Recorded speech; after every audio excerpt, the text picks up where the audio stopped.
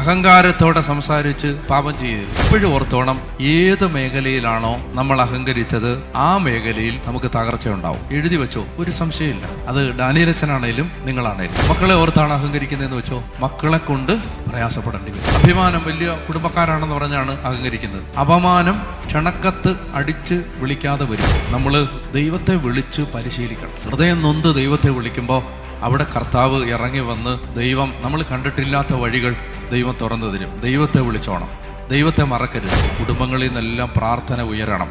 അങ്ങനെയുള്ള കുടുംബങ്ങൾ നശിച്ചു പോകത്തില്ല. ദൈവം കാത്തെങ്കിലേ ഉള്ളൂ, ദൈവം കാത്തെങ്കിലേ ഉള്ളൂ.